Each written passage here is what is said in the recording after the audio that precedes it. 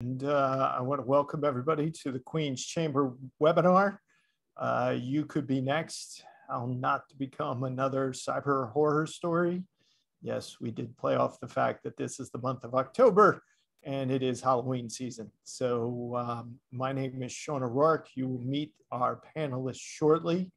We are going to give it another minute or two before we start the festivities. But I want to do a bit of housekeeping, which I will do again after the panelists introduce themselves. This is basically an open webinar. We would like to hear from the audience. The panelists obviously have a lot of great information, but you may have some specific questions that we're not addressing.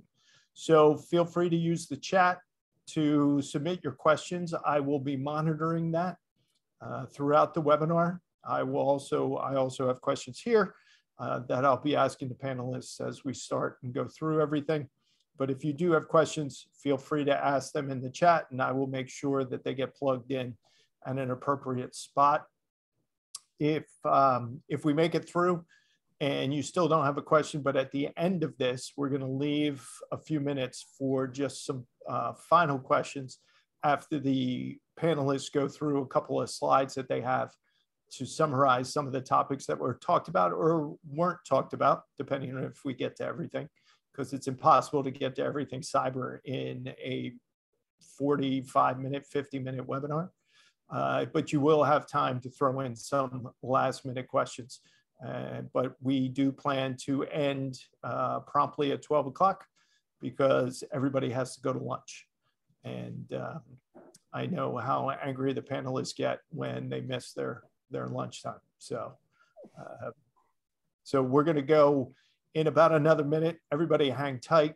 Just take a look at the panelists, get to know their faces, because you're going to hear a lot of really good information. And you should start taking down their names as well to stalk them on LinkedIn so that you can give them a follow and you'll be able to possibly communicate with them after the webinar. So it is, by my clock, 11:03. I'm going to go at 11:04. Just for the sake of the fact that this is Zoom, let's give everybody an insight. I am Zooming in from home in Queens because I wasn't allowed into the office today because of this webinar and nobody wanted to hear me talking the whole time. Rebecca, where are you Zooming in from? I'm Zooming in from New Jersey. Southern New Jersey. Okay. Are you home or are you at the office? I'm in my home office. Okay. Carlos, how about you? Kew Gardens, Queens, home office. Okay. And Craig? Home office in Connecticut. All right. There we go. So everybody's at home. I'm the only one who wants to be in the office apparently, but wasn't allowed. So there we go. Okay. Let's get this underway. As more people come on, they can learn the ropes from other attendees or what have you. As I mentioned, my name is Sean O'Rourke, and I am only the ringmaster for this webinar. Again, it is the Queen's Chamber of Commerce. This is how not to be another cyber horror story, or as we called it, you could be next. And in all likelihood, you will eventually be the next one to get hit. And we're here to offer, the panelists are here to offer you some practical steps and insights in how to minimize the risk to your business from a cyber perspective. When I am not moderating panel discussions, I am a cyber liability consultant for an insurance brokerage firm called Combs & Company. We're headquartered in New York City, but we are a nationwide brokerage for small and mid-sized businesses. And now I'm going to call on the panelists one by one, and they're going to give you the same short intro to themselves. And Rebecca, you get to fire first. Thanks, Sean. And thanks to the Queen's Chamber for having me. My name is Rebecca Rakoski. I'm co-founder and managing partner of XPan Law Partners. We're a boutique cybersecurity and data privacy law firm. I work with clients on the proactive side of cybersecurity when I can, and the reactive side when I have to. I am also an adjunct professor at Drexel's Klein School of Law, teaching cyber law, and an adjunct professor at Rowan University. I sit on the board of trustees for the Temple University Health Systems in their privacy and cybersecurity subcommittee, and I'm on the cyber task force for the New Jersey State Bar Association.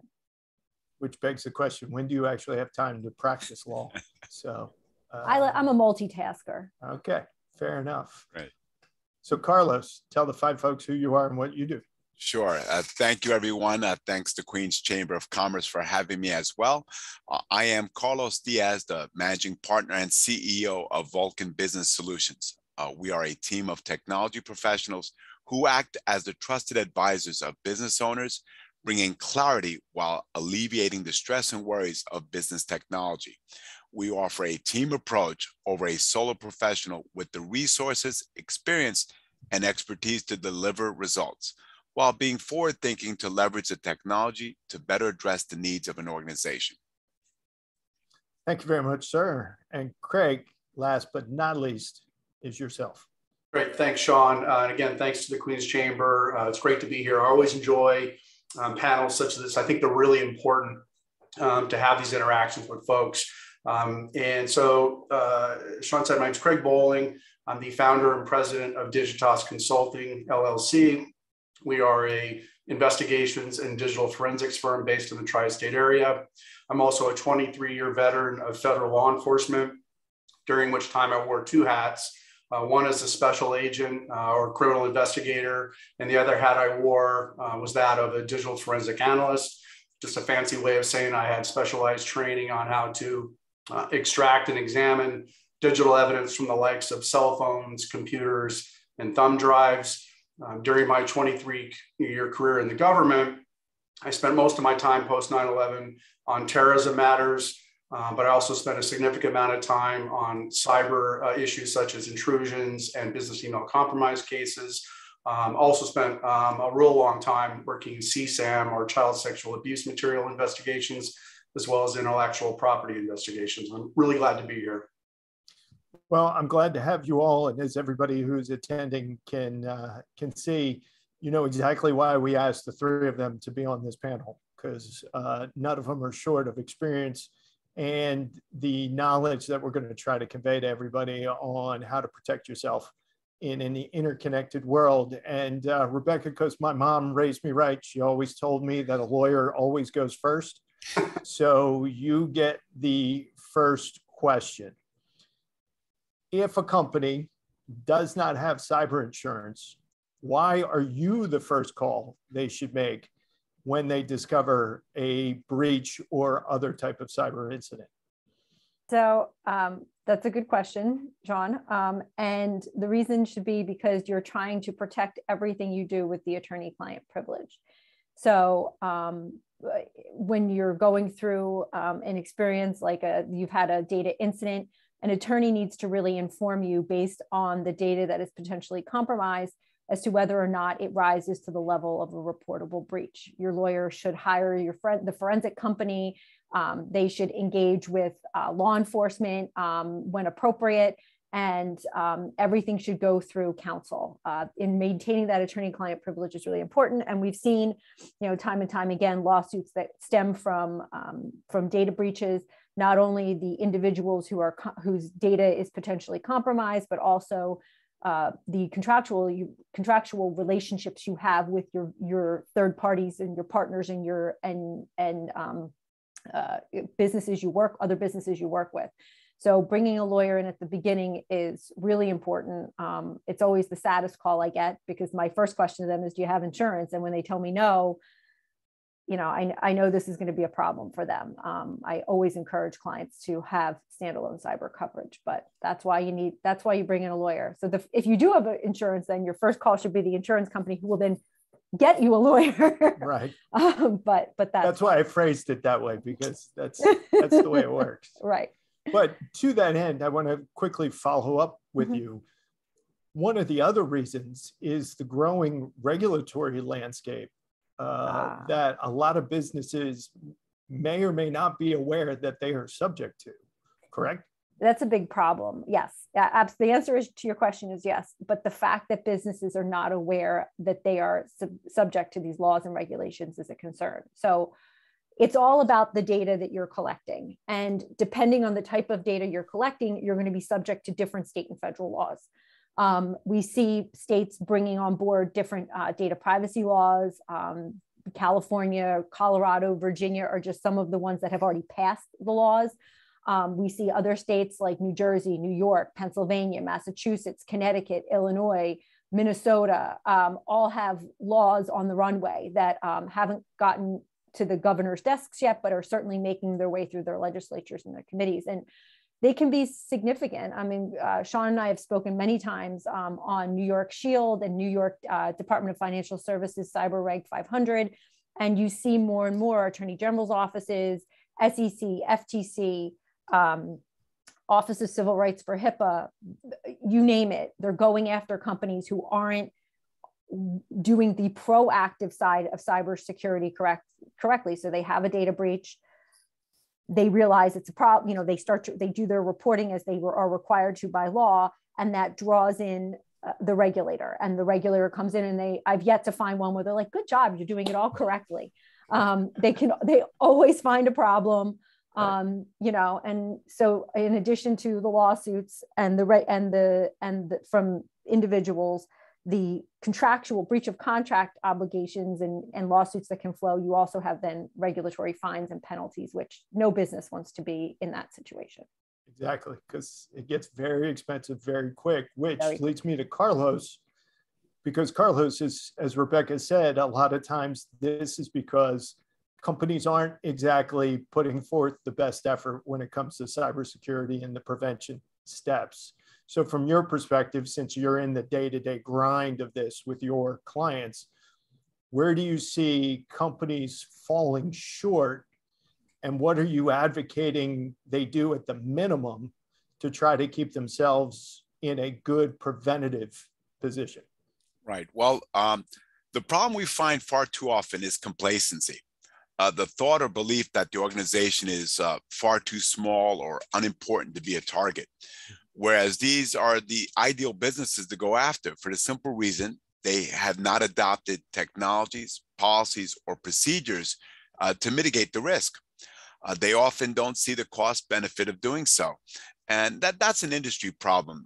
We, the technologists, need to do a better job of conveying the risk and ramifications of cyber threats. But again, you know, we are technologists. We're not salespeople, and most of us are techies.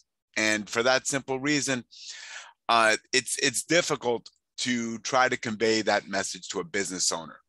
But if you look at the news, continually, they're reporting the latest breaches of compromises to a company A. There are so many others that don't make the evening news. Companies X, Y, and Z were also hacked, but due to their size or their national impact, they're not talked about. These businesses, such as yours, such as those who are tuned in right now, are the ones that are being targeted far too often. And the cost of recovery is detrimental without having some systems in place. Now, there's a number of cost-effective solutions that they could do day one. For instance, better password management. We advocate changing passwords on a regular basis. We would recommend the use of a password manager to help organize those passwords, make them more complex. The other thing that I would suggest would be to, of all things, implement two-factor authentication. This is something that a lot of folks don't do. We're a strong advocate for that, and there's a number of ways that it could be done. If you don't know, two-factor authentication makes use of a mobile app or SMS or email notification to send a code. That code helps along with the login process. Some of you might be familiar with that process while logging into your banks or other financial institutions. You would log in, you would get a code, you'd have to put that code in to complete the login. That code would come to you via text or email. And then afterwards, you would be successfully logged in. The other thing that could be implemented would be these Authenticator apps that are out there. Google, Microsoft have these apps in the App Store. They're very popular, and I would suggest we seriously suggest that you implement two-factor authentication and make use of one of these apps. Once you have the apps in place, it's as simple as scanning a barcode, typing in the number that's generated, and that completes the authentication process. The beauty of those Authenticator apps that you mentioned from Google and Microsoft is they're free. I mean, yes, they don't cost you anything. They just take a little bit of time to set up. that is true. There are other means of providing two-factor authentication, but those are the most cost-effective ways you could do that now. It's not going to cost you anything to do. I feel that most business owners, because they're focused on their business, especially if you don't have a department head or somebody who's tasked with cyber as a responsibility, it's difficult for them to stay afloat or stay on top of it all. Yep. And so now we move on to Craig, because Craig, you actually have the most nebulous piece in all of this, because a lot of times when somebody is a victim of a crime, which a cyber attack is, their immediate thought is, let me call the cops. But that's not necessarily how it works in cyber incidents. So from, let's say, if you're going to look at the enterprise and then drop all the way down to the small and mid-sized market, how does it normally work from the law enforcement side when it comes to cyber attacks? Yeah, thanks, Sean. So, while, like you said, you're programmed to call the police in the event of, a crime, and I would argue that, cyber incidents and malicious activity are crimes as well. Therefore, law enforcement should be looped in, but also aware of the sensitivities involved in such matters. One of the things that I always talk about when I speak on panels like this with, even when I was in the government and talking to private industry, was you need to have a plan in place before you have an incident. And you'll hear me say that 1,000 times probably today, is you need to have a plan in place. You cannot wait until you're the victim of an incident before you try to figure out what you're supposed to do. And these plans, would be developed in conjunction with folks like Rebecca, your house counsel, your IT folks, all the the stakeholders should be involved in the planning process. And part of that planning process will involve, who do we call after the fact or while it's ongoing? Again, sensitivity is understood and appreciated. You're involving your house counsel and lawyers, but then when you make the decision to loop in law enforcement, you better know who to call before something happens. You can't wait until the incident occurs. If it occurs late at night and you're the victim of a massive breach or an ongoing attack, we can't sit around because you don't have a plan and you don't know who to call. Let's call the local Homeland Security office, or let's try to call the local Secret Service or FBI office after hours. It may get looped into voicemail, So my recommendation is know who to call, whether that's somebody like myself, you've retained to interface on your behalf with law enforcement, or you've developed a relationship with a law enforcement official. And if you've developed that relationship with somebody in law enforcement, you'll, maintain that relationship, right? Make sure you're touching base with them once every couple of months or once a month, having coffee with them. And you have somebody, who to call. So you suffer the incident, you're the victim of the incident, you know who to call, the decision's been made to contact law enforcement. And again, in conjunction with the stakeholders and pursuant to the plan that you will have, hopefully you had in place, maintain the integrity of the crime scene is one of the other things that we like to say, right? So many times when I was in government service, we would get a call on a business email compromise case or an intrusion case where they would call us, but after an untrained IT guy, like a middle-sized business, would try to launch malware, detection software, virus protection software against the suspected infected box, if you would. Or even worst case scenario, they would say, "Oh, the box is contaminated. Let's wipe it, and then we'll call law enforcement." So I've had incidents where we show up and they're like, "Well, our IT guy cleaned this because it was infected. Can you find anything on it?" I'm like, "Oh no, that's bad," because to the extreme example, You come home and you find a body in your house, the victim of a homicide. Again, extreme example. You're not the bad guy in this scenario. You're not going to start steam cleaning the carpet, trying to wipe up the blood, picking up the hair samples, and then calling police, right? You're going to try to call the police right away so they can come in and secure the scene and look for clues that will be significant in trying to identify the malicious or threat actors involved in the particular incident. So I've always, maintained that, look, you got to do what you got to do. You got to secure your network, secure your data, do what you need to do in conjunction with the stakeholders, including House Counsel and folks like Rebecca and Carlos. But once you make the decision, you're calling law enforcement, do what you can to not, to do what you can to avoid destroying evidence, because that evidence will become very important for law enforcement once they do come in and launch their investigation by analyzing, the affected machines, computers, logs, and so forth. Again, I can't tell you how many times that logs have been wiped, machines have been sanitized, then they call us. Hey, I'm sorry you're the victim of $250,000 being pilfered out of your account, but you just destroyed all the evidence. Right. Well, and then I mean that leads to I don't want to go too far off on a tangent here, but it almost leads to there's sort of a conflict among all three of you in terms of when a breach happens, which leads back to why you want to develop that plan initially, because the initial reaction of a company is going to be, hey, Carlos, fix this. But then they're going to call Rebecca, and Rebecca's going to say, well, wait a second, we got to figure out what happened and what might be impacted. Then Rebecca's going to call you, Craig, and you're going to say, well, if you want us to try to find out who did this, don't touch anything. Right. So all of a sudden, the three of you are sort of at an odds in terms of timelines and what have you.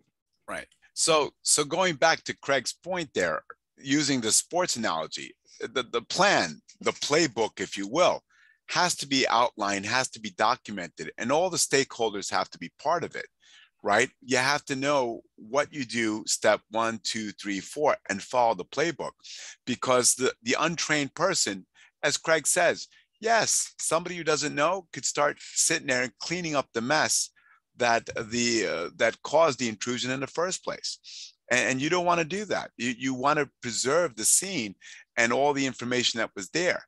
And at the same point, from a legal perspective, the cyber policy, and you could correct me if I'm wrong, Rebecca, they're going to expect you to have done your due diligence and provide certain logs, certain information, certain analytics before you arbitrarily just pay out a claim. Just because you have cyber insurance doesn't mean, hey, I don't have to worry about it. The insurance company is going to pay. It's a lot different than car insurance from an accident. Mm-hmm. It's important to have a playbook, have something documented where all the stakeholders are participating in that plan, so that we know what's everyone expected to do and in what manner it's expected to be done. I'll go back to what you asked me initially. That's why the lawyer's the first call, right? Because you need a quarterback. I'm just going to keep going with the sports analogy, even though I'm not a big fan of sports, except for horseback riding, correct? But you need a quarterback who's going to run the plays. The plays are going to be written, as Craig said, in a breach response plan, which hopefully has been practiced. Like, I love people who are like, I have a breach response plan. Awesome. Where is it? It's in my computer. You mean the one that's you're locked out of in ransomware? So you don't have a copy of it. Is that what you're telling me? Yes, that's what I'm telling you. Great. You have a copy of your policy. I have it saved on my computer. Also not going to help me. So there's a lot of things. That's why practicing is important, because if you practice that, you're not going to make that mistake in the game, right? That's why you run plays in practice. Oh my gosh, I'm just going with this.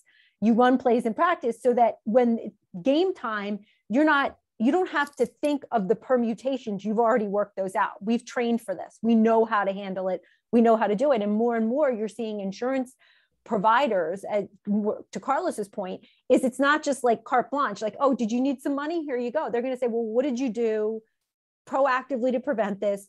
Are you prepared to respond to this? How does that work? And, you know, a lot of insurance companies will give you plans, right? That's part of the package that they offer. They give you these breach response plans, and that's great. It's a great starting point, but you need to tailor that to your organization. Do I have in-house counsel? Do I have outside counsel? Do I have in-house tech? Do I have outside tech?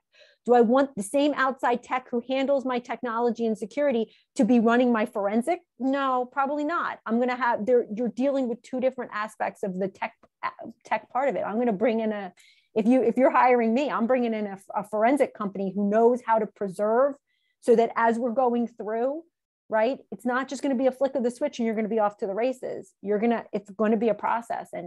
But the more you've practiced, the more you're prepared for that process, the faster it's going to go. Yeah, and I can't echo enough the importance of, it's great you have the plan, but if you're not rehearsing and updating that plan, you're going to find yourself in a little bit of a bind. And as part of that plan too, I think you need to be able, is when you do have an incident, is to, make sure you're thoroughly documenting what happened and what you're doing. And that will help law enforcement if they do get looped in. I mean, best case scenario is, an incident would occur, everything's been thoroughly documented, chain of custody is in place. Then we would get a call and we'd show up and like, here you go, Agent Bowling, here's your package. And it was like, great. That makes our job a lot easier. It also makes I keep saying our, I don't work for the government anymore, but it made my job easier and it more likely to identify and apprehend and arrest and indict and convict the threat actor if those packages were put in place for us by the time we arrived. Well, Craig, it makes your current job easier. No, absolutely. Too, because your job is actually to back up Carlos's job. Because once Carlos discovers the incident, he knows that he can't be the one doing the forensic investigation. That it's just not going to work that way. So Rebecca's going to call you to come in, and you two are going to have to buddy up and say, okay, let's go through all this and figure it out. And if you're having to do it on the fly, one, it takes longer, and two, something's going to be missed, which could end up costing you, your client or the company, even more money in the recovery. No, that's absolutely right, Sean. That's absolutely correct. And again, time is often of the essence here. If somebody lost money in their account, they call me or they wait a week to call me. The likelihood of recovering that money from a foreign offshore bank is minimized. But if it's within 24 hours, there's a good chance we can recall the wire transfer, for example. Thank God for the float. Right now, every attendee on this webinar, and everybody, remember, use the chat if you have questions or if you want to jump into the conversation with any kind of comments you want me to relate. But everybody on the webinar right now is freaking out because you keep talking about creating this plan and prevention and whatnot, and they're looking at their calendars and they're thinking, well, can I squeeze 15 minutes to a half an hour in here to do that? But that's not how it works. So Rebecca, again, I'm going to start with the lawyer. Who writes the plan? And in your experience, typically, how long does it take to develop these sort of game plans now that we know that you're really a secretive football fan? Don't tell my husband. So I don't want to watch the game on Sunday. So here's what you need to think about. And when I start working with a client, and like I said, I do work on the preventative side, because I think it's like, you want to start in kindergarten because that's where the problems start. But if you get to high school, it's too late to help, right? So I started kindergarten. We start with the proactive stuff. And I do what's called a data privacy and cybersecurity impact assessment for my client. We see, I will go back to what I said the first time. I'm looking at your data collection. I'm looking at how you're storing it. I'm looking at who you're sharing it with. I'm looking at who you give access to this with, to your data, with. And then from there, I can tell you, okay, these are the laws you have to worry about. And then we start to develop the processes and procedures around that. The reason I do it that way is because I can't help you if I don't know where the boo-boo is, right? And I only can identify the problem once I get in there and start looking at your data collection practices. So once I understand that, we put it all in place. I mean, I have some clients who are small startups. We do a little bit every month. We're working towards it, but we always have a breach response plan ready to go. But it takes a while, and it's not just me. I might start writing it, but I'm bringing in Carlos and I'm talking to him and I'm saying, hey, Carlos, like you're my outside tech guy here. What are we going to do here? How does this structure, how does this match up with their practices? If there's an issue, how are we going to deal with that? So we're talking through the permutations. And then I go back to their C-suite and I go, okay, does this make sense for you? And I may even call someone like Craig and go, hey, Craig, if I do this, is that going to work on when I call you because there's a problem? So I'm pulling in all of my resources and I'm taking a multidisciplinary approach. It's legal, it's compliance, it's tech, it's HR, it's everything. Because when you're in the soup, you don't want to, that's not the time to be figuring that out. Carlos, before you jump in, while I have Rebecca, because we did have a question about this. And the question is, I know this person may be in finance simply because of the nature of the question. Are you aware of any updates to legislation that makes it unlawful for businesses to pay ransom? Now, there is one federal one, but look at it also across your spectrum. So I hate to give you the legal answer, but I will anyway. It depends on the nature and type of who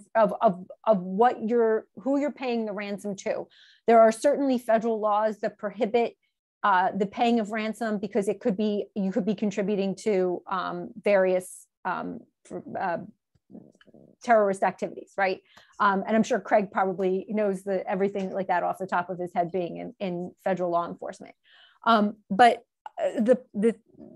the thing is, you don't want to just go paying ransom for no reason. So there are ways to avoid that, so you don't have that problem as well. Backups and things like that you can pull from. Hopefully those are all set up correctly. You're working with Carlos, you're working with your legal counsel, and you're setting that all up correctly. So the short answer to that question is yes, there are laws that prohibit it, but it's going to depend on whether those laws are impacting you and whether or not you've taken the appropriate steps to prevent basically your data loss. Right. Yeah. And so, Carlos, to that point, this is a natural segue for you. Ransomware has been all over the news the last 2 years, but it's actually been around for 10 plus. How are you working with your clients to make it so that in a lot of cases, they won't have to pay the ransom? They can recover fast enough to not have to pay that That's true. Paying the ransom is probably the last thing you want to do. There's no guarantee that you're going to get your data back, right? And there are laws impacting and controlling whether you pay the ransom or not. That document that we're talking about, that plan, it's a living document. It's continually changed, updated, and reviewed often. It's not something that you put together day one and don't touch it for 3-4 months. It's an ongoing process that has to be continually reviewed because the technology, the manner of threats, that changes over time. So you have to change along with that. The threat landscape, as we call it now, has changed considerably over the years. Before it was more of a nuisance, these viruses, and then they became more malicious over time. So the defenses have to be, yes, better antivirus, but it's not just the antivirus software alone. It's a layered approach where you put a number of technologies in place to mitigate the threats as best you can. Now, I know this might sound a bit costly, but everyone does what they can with the budget they have. The important thing is to recognize that you have to take certain steps. Insurance is going to cover you, but if you don't have the information for the insurance company, they're going to be less apt to pay. And at the same token, that information, those tool sets that you have will help Craig and company in order to find out or hold the accountable parties responsible. So it's a document that's continually reviewed, updated, that playbook. It's practiced, it's exercised. And at the same token, you have to keep abreast of the newer technologies as they come along. Biometrics is a big thing now. right? Where you could actually have your thumbprint part of the identification process. It's ID management. And, you know, of course, we talked about passwords earlier, but it goes beyond that. It's behavioral things. It's having a policy that says in the workplace, you know what, you don't surf these websites. You don't do these activities on company computers. Your job involves doing this, this, and this, and you focus on these applications. What happens here is if there's no policies in place that dictate how the computer, the office computer, is to be used, the end user will run amok. They'll log into Amazon or go to some website or download some music, and that's what starts the problem. So you have to have policies in place that dictate that. And that's across the board in any industry, in any size organization. How are the computers for the business to be used? It has to be outlined.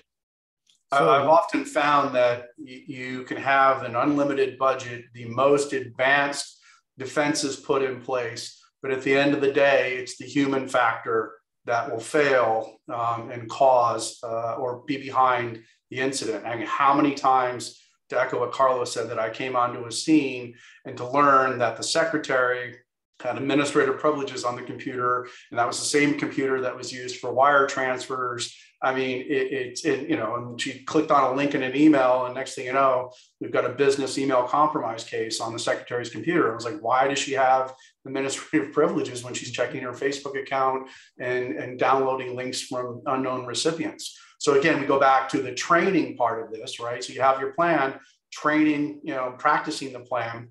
But as Carlos said, the importance of having policies in place. And that's something, you know, you would work with your Carlos equivalent in your business to make sure we used to say it was a need to know basis when it came to classified information. And it's somewhat analogous to, you know, do you really need administrative privileges on a computer that you're using just for email? Probably not.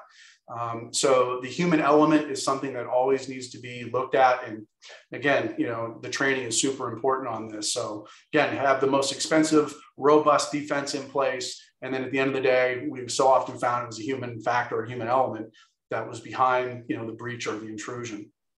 Well, lately I've come up with a new way to demonstrate the greatest risk to every cybersecurity plan.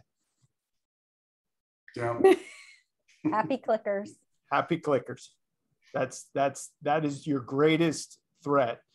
To Craig's point, you could put a bulletproof system in place, and if you can't control this, it's pointless. Right. But Craig, starting sort of reversing course and going back to you in your current iteration, now that you are outside of law enforcement and you're in the forensics side of things. Again, I think people don't understand the benefit that the forensics could bring. It's not necessarily to bring the people to justice, but a lot of times it's also you're finding vulnerabilities that they may not have been aware of, or you're giving Carlos an idea of where the human element has come in to destroy his great plans.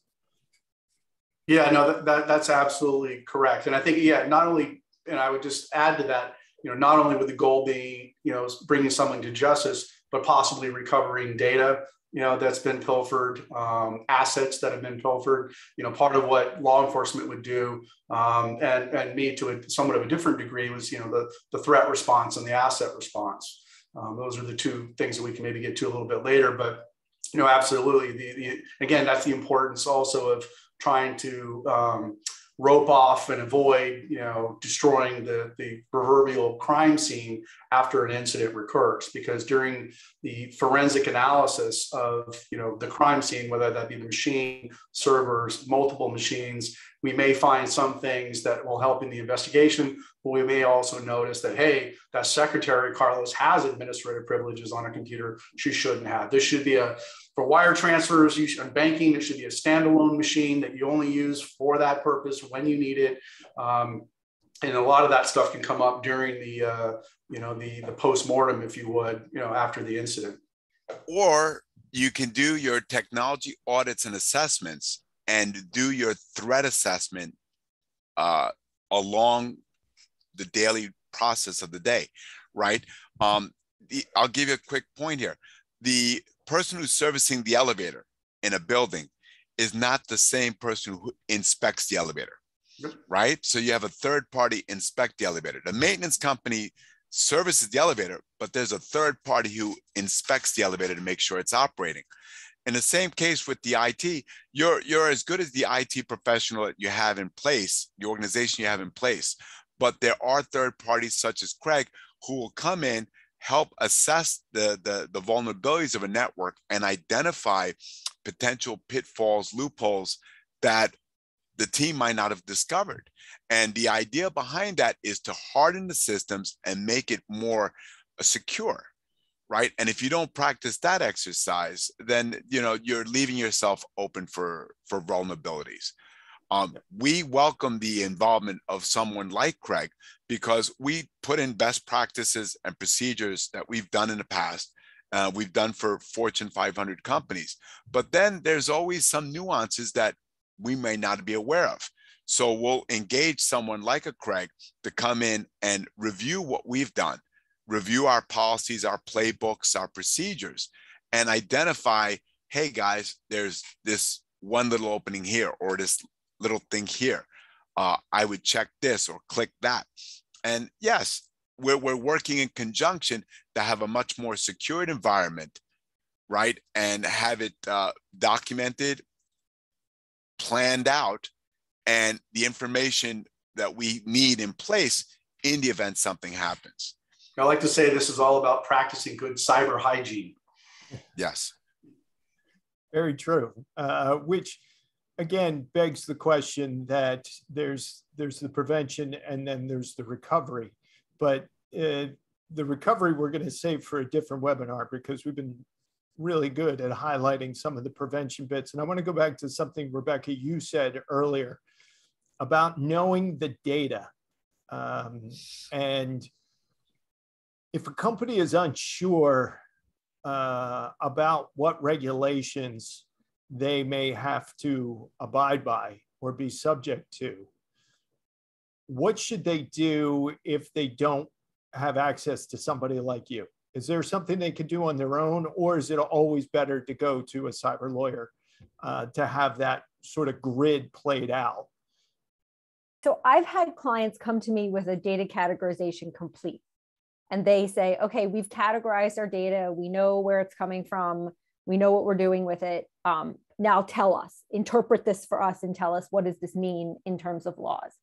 And then I have, those would be the smaller number of, most clients bring me in and they go, either they fall into two categories. They're either, we know exactly what we're doing and we've got this and we just want you to check and make sure we're doing it correctly. And then I have the clients who are like, I don't sleep at nighttime because I am terrified of what's lurking in my system and I don't understand it. Can you come in and do it for me? And so I handle both. I would always suggest you combine a technology approach with a manual approach. I know everybody thinks that because I do cybersecurity and data privacy law that I only like to use like AI and tech. It's great. But I have yet to find a company where I don't go in and I talk to a human being. Remember when we used to talk to people? I go in and I actually ask them questions about their data practices that I don't find something that IT didn't know about. Because there's always going to, they're humans. We were just talking about this, right? That human factor is going to be a problem. Or it can be an asset. And so you want to make sure you position your people so that they're assets. And the best way to do that is to get somebody to go in there and just ask them some questions. Right. What are you doing? How are you doing it? What's this? What are you doing with that? Walk me through your day. What does it look like? Because, frankly, if they're in the deposition chair, which is everything has gone horribly wrong, and now we're litigating the case. Those are the questions I'm going to be asking them. Sure. And I'm going to try to not trick them. Lawyers don't trick people. I'm trying to get them to express the things that they're doing wrong or the things they don't know about. Right. And so, getting them to knowing that up front so that we can fix those issues early on. But that's the first thing, is to categorize your data, know where it's coming from.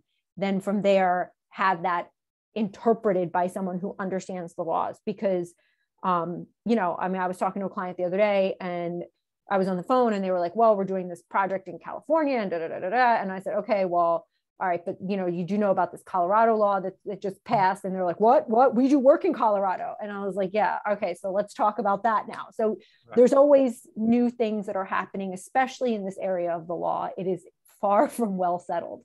And so having someone who's watching all of that is important and who understands. It is important to recognize it goes beyond just the technology itself, right? Even if you were to take something like HIPAA compliance, HIPAA doesn't only say that you have to safeguard the social security information of a patient, but the file cabinet where that information is stored on paper also has to be secured. Right. So it goes well beyond just the technology itself. When we look at these different laws and regulations, it's just the governance of how the information is handled from one person to the other. Yeah, one of the things that we also do is not only just the cybersecurity assessments, but physical security assessments as well. So that, you know, that kind of all goes back together. Does everybody have access to a room at an accounting firm with all this sensitive information, or a doctor's office? Because everything's off the computer, but okay, well, who has access to this room and why? You know, do you have cameras up? Do you have cipher locks? Do you have biometric locks? What do you have in place? So one of the things that we'll do is we'll do both a cybersecurity assessment and dovetail it with a physical security assessment as well. Okay, so we're at about a quarter of, and I want to get to your summary slides, but there was one question for Craig, and Craig, I want to ask it now. The question really is, how often is law enforcement successful at catching the perpetrators of these crimes? And I want to sort of amend that.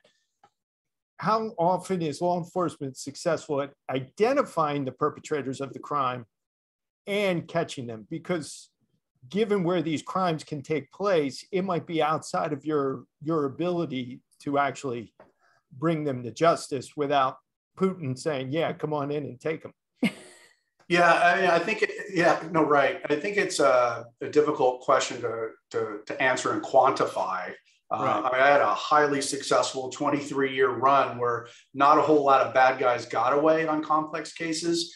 At least at the federal level. I mean, you think about it, if it gets that far, you've got the full resources of the United States of America government behind me, you know, conducting these investigations. And, you know, it depends on also how you operationalize success, right? So it could be a threat actor who's part of a nation state or foreign adversary who is never going to leave North Korea or China.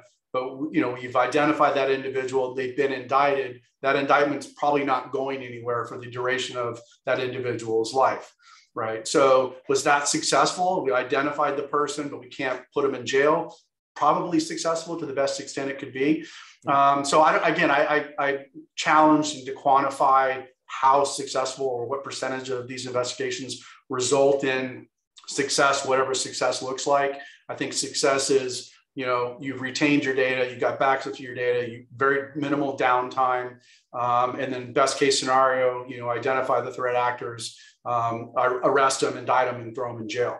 You know, and that does happen, and it happens a lot. As long as we have an extradition treaty, if it happens in another country, we can get those individuals. You know, that was part of what the 13-year post 9/11 terrorism investigation started off with some websites that were hosted in Connecticut, but the bad guys were outside the country. And then we identified who they were after a long cat and mouse game.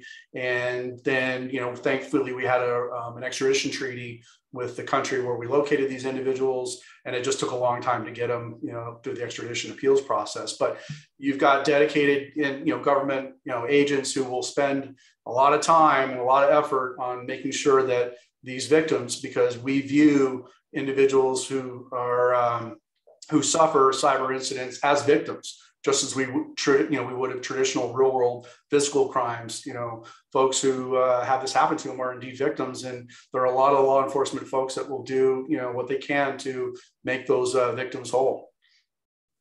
Well, that's a great answer, and I'm glad you qualified it, because you're right. Success is getting the business back in operation and recovering any funds or data that might have been stolen. The rest of it, unfortunately, sometimes is just outside of everybody's control. Okay, here's what we're going to do. I'm going to share my screen. And our panelists put together some final summary slides, as well as some informational slides on their particular firms.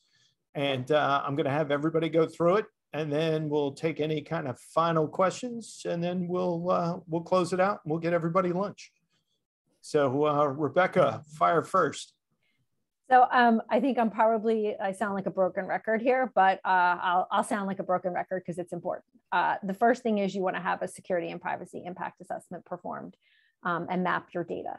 If those two steps, you're not going to know where the pitfalls are. You're not going to know where the problems lie. There are ways to craft things so that you are less exposed. There's ways to position yourself so you're reducing your risk and your liability, and that's what those things can really help you do. The other thing is, from an outwardly facing perspective, you want to make sure your privacy policy in terms of service or use on your website is up to date, because it's the first thing I check when you call me, is see how old it is. And if it's more than a year old since you've updated it, I know that this has not been a priority for the organization. It's a kind of a quick litmus test. You can see what's going on with that. The fourth thing, and one that I'm sure Sean wholeheartedly agrees with me on, is have appropriate cybersecurity and data privacy insurance, standalone policy. It shouldn't be a rider to your business policy, or it should cover the data that you're collecting and the laws that are impacting you. So you got to try it's number 4, because you got to understand what's impacting you before you can cover it. The other thing is you want to document all of your practices. If it in this area of the law, if it's not, and frankly, in every area of the law, if it's not documented, it's not done. And so if you don't have the appropriate policies, procedures in place, you're going to run into a problem. So you want to be able to show that regulator, this is what we do, this is how we do it, and here are the documents that prove that up. I like to say use it as a marketing tool. A lot of times, higher ups are like, oh, it's such a waste of money. When are we getting a return on investment? Well, yeah, but it's a differentiator too. If you're ISO certified, or if you are HIPAA compliant and you are high-tech certified, that might be a differentiator from you in the market. So don't be afraid to use these things when you're going after clients to say, hey, look, we value your data. We really take that approach. But I wouldn't wave it on your website, because that to me always looks like the red flag in front of the bull. You don't want the hackers to try to get in just because you're saying you're secure. So it's something I say to use as a marketing tool, but that's a one-on-one kind of thing. And the last thing is, and probably one of the things that I work on the most, is incorporating cybersecurity and data privacy language into your contracts. You want to make sure that it's in there. If it's not in there, I see it over and over again when I'm looking at contracts for my clients. I put it in there for my clients' contracts. It is critically important that you have privacy and security language in your contracts. You are exchanging data. And when you are exchanging data is a commodity. It has value, and you want to make sure that your contracts are protecting your organization as much as humanly possible. Because when you go to court, it's the first thing I'm going to look at. Business to business transaction, where's your contract? What's it say? And I'm going to be scrutinizing it, and I'm going to be poking every hole I can in that contract. So you want to make sure that you have a privacy and security attorney who's thought this through, and it's not just an afterthought, but actually one of the top things that you're considering when you're entering into these contracts. So with that, I will stop talking. Well, no, because then this is how you get in touch with Rebecca, yes, or please XPan. Contact me.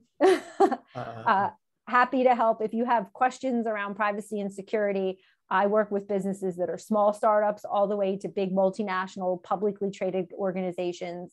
We are a great fit. We work well and play well in the sandbox with other law firms, technology companies, forensic companies, insurance brokers. So if you have any questions, please don't hesitate to reach out. I'm happy to answer them.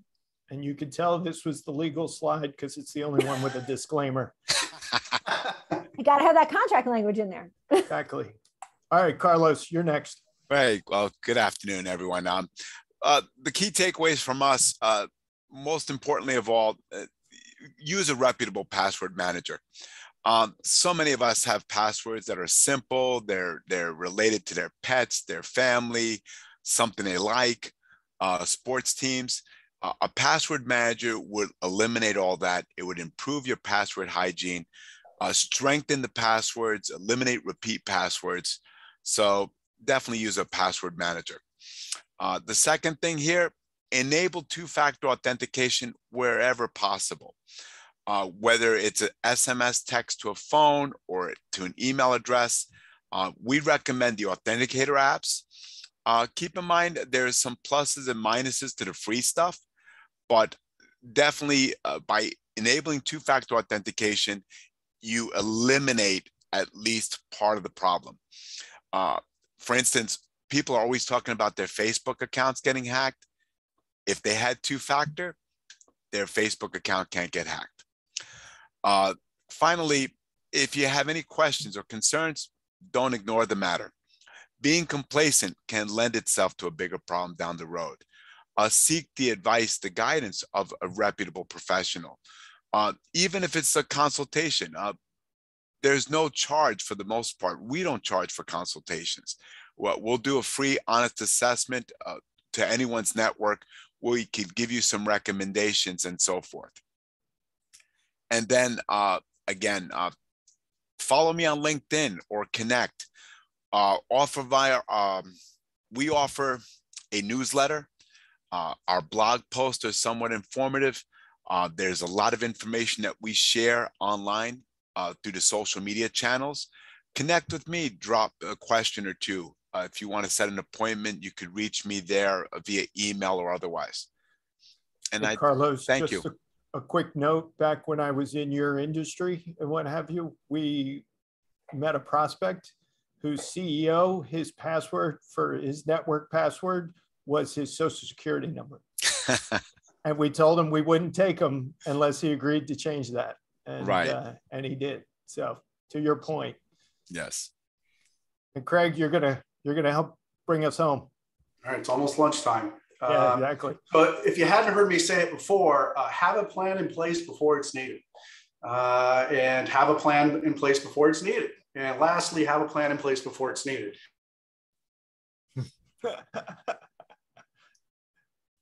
You need to call them. Take advantage of networking. The government also offers a lot of outreach programs. Don't forget to, or don't be hesitant to take advantage of those outreach programs and forge those relationships with folks that you need to call. Maintaining the integrity of the crime scene, as I said, really important if in helping solve the crime, if you would, and resecuring data, maintaining data, and stuff like that. So it's really important not to do that. I know that a lot of times the knee-jerk reaction, as I said, is to try to sanitize the scene. Don't do that. Do what you need to do in consultation with folks like Rebecca and Carlos, but keep that in the back of your mind. Try to do what you can to maintain the integrity of the crime scene. And I know a lot of people are a little, apprehensive about involving the government because of, the sensitivities involved. But, we used to say, trust us, we're from the government, we're here to help. But it's true. There are a lot of dedicated folks that work in the field that I worked in and continue to work in that are really, really good at what they do. And they are there and available to help you. And one of their goals is I've talked about before, is to identify the threat actors, bring them to justice, and prosecute those who violate the laws of the United States and or state and local laws as well. And something to bear in mind too is that the perpetrators of these incidents may be not just the script kiddie kid sitting in his basement, but these may be our foreign adversaries, international, multinational criminal syndicates, and foreign adversaries. You do not want to be messing around with those folks. And another good reason to loop in law enforcement after talking to your lawyers and so forth. So, as far as what we do at Digitas Consulting, we're an investigation and digital forensics firm. So our investigations not only are cyber related, but also, we'll do asset recovery, any type of, internal or external investigations you may be in need of, physical security and cybersecurity assessments, data recovery. So it's not only just you had a cyber incident, but you had a really important computer crash, or the boss had his computer crash, and he didn't, of course, have a backup because he wasn't talking to Carlos.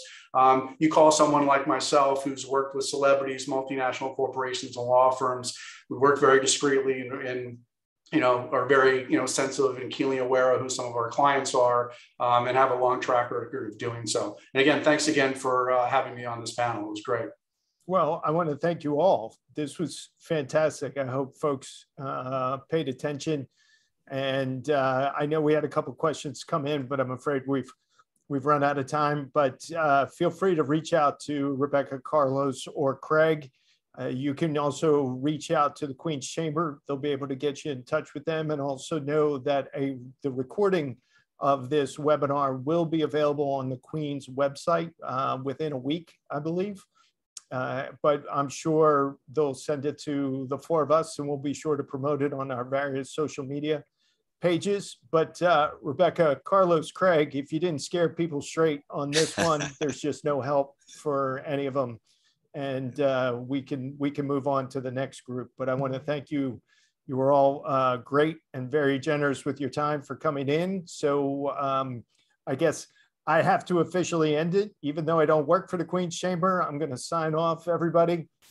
And I've got Rebecca as my witness and my lawyer in case I get into trouble. But again, for Rebecca, Carlos, and Craig, my name is Sean. Thanks, everybody, for joining us. And be sure to continue to check out the Queen's Chamber's website and their newsletter for all their excellent programs that they have going on. So now, everybody, go eat, have fun, and we'll talk to you again soon. Take care, all. Thank you. Thank you. Thank you. Take care.